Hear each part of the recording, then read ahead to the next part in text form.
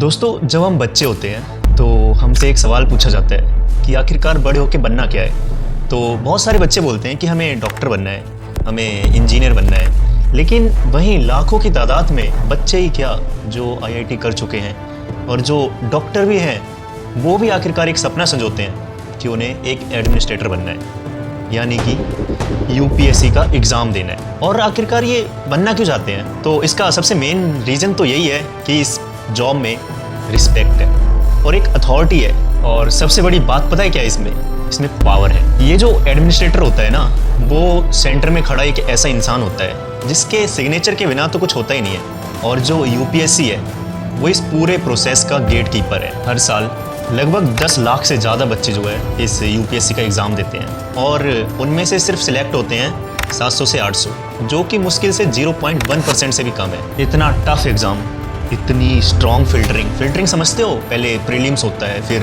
Mains होता है, उसके बाद में कहीं जाके इंटरव्यू होता है। इंटरव्यू में पर्सनैलिटी चेक होती है, साइकोलॉजी देखी जाती है। लेकिन इस सब के बावजूद भी आगे जब एक ऑफिसर बनता है, वो सोसाइटी से इंटरेक्ट करता है, तब काफ़ी सारे केसेस ऐसे आते हैं कि एक आईएएस ऑफिसर अरेस्ट हुआ, उसके अगेंस्ट जो है चार्जशीट फाइल की गई। आखिरकार ये सारे केसेस आने का कारण क्या है? तो आखिरकार सवाल है क्या? करप्शन का। करप्शन तो शायद हमारे देश में बहुत ही आम बात है। तो दोस्तों, सवाल सिर्फ करप्शन का नहीं है, ये सवाल है सिलेक्शन, जो एक कड़ा प्रोसेस से, और वहीं रियलिटी जो कहीं इसके पूरा अपोजिट होती है। और आप करप्शन का नाम सुन के सोच रहे होंगे कि ये हमारे देश के लिए बड़ी आम बात है। लेकिन दोस्तों, जो ये गवर्नेंस होती है ना, वो एक ट्रस्ट पे चलती है। अगर लोगों का ट्रस्ट आपके ऊपर है तो कोई भी लॉ जो है इम्प्लीमेंट करके उसको इफेक्टिव बनाया जा सकता है। लेकिन अगर ट्रस्ट नहीं है तो वो लॉ जो है किसी काम का नहीं, क्योंकि पब्लिक आप पे विश्वास ही नहीं करती। अगर लोगों को लगे कि ऑफिसर फेयर नहीं है तो वो सिर्फ लॉ जो है वो सिर्फ पेपर पे रह जाता है। ऐसे कई एग्जाम्पल हैं, जैसे जून 2017 में जब जीएसटी रिफॉर्म्स आए थे तो काफ़ी बिजनेसमैन और ट्रेडर्स ने इसका विरोध किया था कि इसकी वजह से टैक्स सिस्टम जो है बड़ा कॉम्प्लेक्स हो गया है। लेकिन वहीं धीरे धीरे समय के साथ साथ जब उनको लगा कि नहीं, टैक्स सिस्टम तो काफ़ी जो है सिंप्लीफाई हो गया है, अब इससे जो है वो जो टैक्स का ओवरबर्डन होता था उससे बच जाते हैं। आज के इस वीडियो में हम 3 चीज़ें समझेंगे। पहला, कि आखिरकार यूपीएससी टेस्ट क्या करता है, और दूसरा, इन सब के बावजूद करप्शन के केसेस आखिरकार आते क्यों हैं, और सबसे इम्पोर्टेंट कि ये गैप कहाँ रह जाता है, कि मतलब इतनी ज़्यादा फिल्टरिंग, इतना ज़्यादा कड़ा प्रोसेस, उसके बावजूद भी जो है जो प्रोडक्ट निकल के आता है वो करप्ट कैसे हो सकता है। यूपीएससी एक फनल है जिसमें लाखों लोग एंटर करते हैं, लेकिन सिर्फ बाहर निकलते हैं कुछ गिने चुने लोग। प्रीलिम्स, जहाँ सिर्फ एलिमिनेशन होता है। मेंस, यहाँ पे नॉलेज, आंसर राइटिंग, एनालिसिस और भी बहुत सारी क्वालिटीज़ आपकी चेक की जाती हैं। और तीसरा होता है इंटरव्यू, यानी कि पर्सनैलिटी टेस्ट। यहाँ पे आपकी पर्सनैलिटी का एक ओवरव्यू लिया जाता है, मतलब साइकोलॉजिकली आपको चेक किया जाता है। एक एस्पिरेंट्स जब साल दर साल मेहनत करता है तो उसका जो गोल है बड़ा नैरो हो जाता है कि सिलेक्शन चाहिए बस, और जो वैल्यूज़ होती हैं, आइडियाज़ होते हैं, वो सारे सेकेंडरी बन जाते हैं। उसका जो प्राइमरी गोल होता है वो बस सिलेक्ट होना। दोस्तों, ये जो गैप होता है ना, वो शुरू होता है एकेडमिक, साइकोलॉजिकली और मोरालिटी के बीच में। कुछ समझ नहीं आया ना? चलो मैं समझाता हूँ। यूपीएससी जो है एक एस्पिरेंट्स को एकेडमिकली और साइकोलॉजिकली टेस्ट करता है, लेकिन जो गवर्नेंस है ना, जो मतलब सोसाइटी को सर्विंग करने का जो स्टेज है, वो मांगता है मोरालिटी। मोरल होना चाहिए।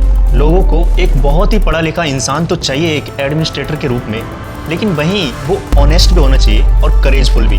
2025 में उड़ीसा के कालाहांडी डिस्ट्रिक्ट में एक केस सामने आता है कि एक आईएएस ऑफिसर विजिलेंस डिपार्टमेंट ने 10 लाख की घूस लेते हुए पकड़ा। और आगे जब इसके बाद इन्वेस्टिगेशन हुई तो उसके घर पे बहुत ही बड़ी तादाद में अनरिकॉर्डेड कैश बरामद हुआ। इसके बाद ऑफिसर को अरेस्ट करके जुडिशियल कस्टडी में भेजा गया। ये एक नॉर्मल केस है? एक मिनट, क्या ये एक नॉर्मल केस है?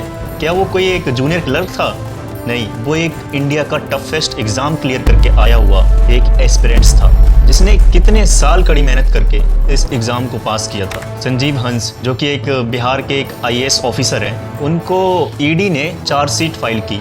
उन पे आरोप था कि वो अपनी पोजीशन का गलत इस्तेमाल कर रहे हैं। एक तीसरा केस, असम के एक आईएएस ऑफिसर के पास रिकॉर्डेड इनकम से ज़्यादा एसेट्स मिले। इसका मतलब समझते हो, जो इनकम गवर्नमेंट ने एक आईएएस ऑफिसर को दी, उससे कहीं ज़्यादा के एसेट्स उसके घर पे मिलते हैं। अलग अलग स्टेट, अलग अलग बैचेस, लेकिन पैटर्न सब सेम ही है। लेकिन दोस्तों ये जो केसेस हैं वो एक्सेप्शन है, नॉर्मल केसेस नहीं। ज़्यादातर ऑफिसर्स ऐसे नहीं होते हैं, लेकिन जो एक्चुअल में एक्सेप्शन होते हैं वो ही ट्रस्ट को ब्रेक करते हैं सिस्टम के ऊपर। हर करप्शन स्टोरी के पीछे 100 साइलेंट स्टोरीज होती हैं जो कि ईमानदार ऑफिसर्स की होती है। जहां ऑफिसर्स फ्लड रिलीफ चला रहे हैं, इलेक्शन मैनेज कर रहे हैं और बहुत सी जगहों पर हॉस्पिटल्स को बेटर बनाया जा रहा है। एक्चुअल में आपको समझना होगा कि सिस्टम में ईमानदार रहना एक बहुत ही मुश्किल चीज़ है। कभी कभी तो जान की धमकियां मिलती हैं। ये जो आप स्क्रीन पर देख रहे हो, इनका नाम है सूरज तिवारी।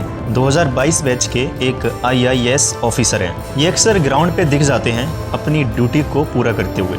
दोस्तों मैं आपकी जानकारी के लिए बता दूं, ये जो है फिजिकली डिसेबल्ड हैं और ज़्यादातर वीडियोस में ये फील्ड पर बिना किसी व्हील चेयर के दिखते हैं। तो यहाँ से हम ये समझ सकते हैं कि एक IAS ऑफिसर के अंदर इस तरह की डेडिकेशन भी होती है जो इस UPSC जैसे स्ट्रॉन्ग डिपार्टमेंट से निकलते हैं। Psychology of power. पावर सिर्फ अथॉरिटी नहीं होती, पावर पहचान होती है। जब लोग आपके रूम में आने से पहले आपसे परमिशन लें, आपके सिग्नेचर के बिना फाइल पास ना हो, फिर धीरे धीरे करके आप खुद को स्पेशल फील करना शुरू कर देंगे। दोस्तों साइकोलॉजी में एक बहुत ही इंटरेस्टिंग कॉन्सेप्ट होता है, मोरल लाइसेंसिंग। आइए मोरल लाइसेंसिंग को समझते हैं। कि एक एग्जांपल देता हूँ, जैसे मैं अपना काम बड़ी ईमानदारी से करता हूँ।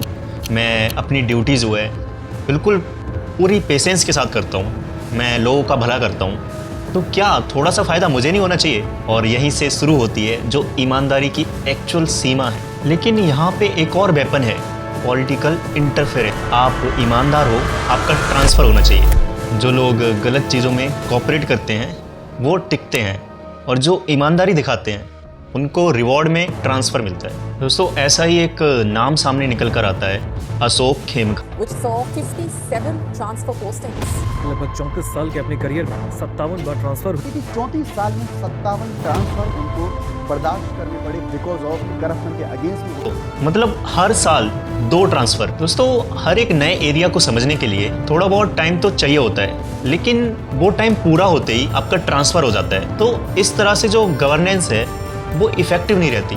दोस्तों अशोक खेमका अपने एक इंटरव्यू में बताते हैं, IIT खड़गपुर को देखा कि मेरा जो हेड ऑफ डिपार्टमेंट था, जिसको हम भगवान समझकर पूजा करते थे, वो एक दिन बैंक में सर्विस लेने के लिए मैंने उसको देखा कि बैंक में कैश विड्रॉल के लिए वो गया। मैं भी था उस स्टेट बैंक ऑफ इंडिया में, और वो बैंक के क्लर्क की मिन्नत कर रहा है। अगर मैं बांग्ला में उसको कहूँ कि दादा इटा एक तो ताड़ाताड़ी कर देते, means please expedite this withdrawal of cash.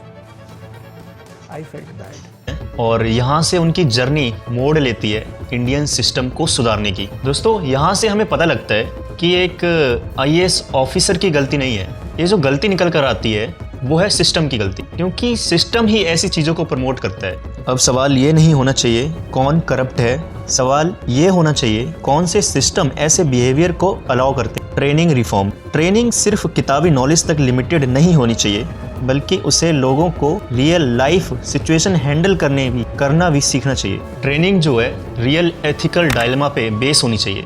अब ये क्या चीज़ है, चलिए इसको समझते हैं। एक एग्जांपल से समझो, आपका सीनियर कोई गलत काम कर रहा है और आपको पता भी है, आप जानते भी हो कि वो गलत काम कर रहा है, लेकिन आप जो है उसका प्रोटेस्ट नहीं करते, उसके अगेंस्ट में नहीं बोलते, क्योंकि आपको अपनी पोजीशन का डर है कि आपको कहीं निकाल ना दिया जाए जॉब। तो आप उस बात को दबा देते हो।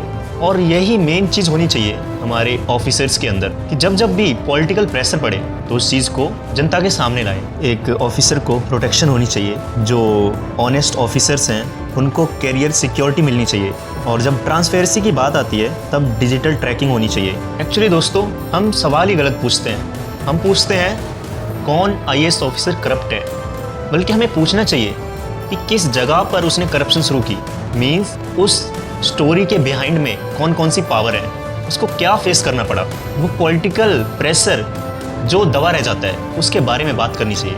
और वैसे भी दोस्तों UPSC सिर्फ एंट्री डिसाइड करता है, लेकिन जो गवर्नेंस है, जो परफॉर्मेंस है, वो एक सिस्टम तय करता है। अगर हमारा सिस्टम, हमारा पॉलिटिकल सपोर्ट, हमारी गवर्नमेंट, अगर ये सब जो है प्रॉपर तरीके से लोगों की भलाई के लिए काम करें तो फिर ये करप्शन वाले केस ही सामने ना आए। अगर हमें सिर्फ स्मार्ट लोग चाहिए तो एग्ज़ाम इनफ है। अगर हम ऑनेस्ट लोग चाहते हैं तो सिस्टम स्ट्रांग होना चाहिए। यूपीएससी टफ है, लेकिन इंटीग्रिटी जो है उससे भी टफ होनी चाहिए। नहीं तो हम सिर्फ एक एडमिनिस्ट्रेटर बनाएंगे जो कि सिर्फ किताबों में, फाइलों में नज़र आएगा। हम जो है एक गार्डियन नहीं बना पाएंगे जो एक सोसाइटी को अच्छे से प्रॉपरली गाइड कर पाए। तो दोस्तों, ये था मेरा एक छोटा सा प्रयास जो इस पूरे सिस्टम को, इस पूरे प्रोसेस को समझने का। दोस्तों, अगर आपको इस वीडियो से थोड़ी बहुत भी नॉलेज मिली हो और आपको लगता हो कि ये सारे रियल फैक्टर हैं जो हमारी सोसाइटी में चल रहे हैं, तो आप इस वीडियो को उन लोगों तक भी पहुंचाएं जो इस इतने बड़े एग्ज़ाम की तैयारी कर रहे हैं, ताकि उनके मन में भी एक चीज़ रहनी चाहिए कि हमें इस सिस्टम को सुधारना है, चाहे पॉलिटिकल प्रेशर ही क्यों ना झेलना पड़े। दोस्तों, अगर आप मेरी मेहनत को थोड़ा सा भी सपोर्ट करना चाहते हैं तो अपना एक छोटा सा प्रयास ज़रूर करें, इस वीडियो को ज़्यादा से ज़्यादा फैलाएं और एक लाइक ज़रूर करें।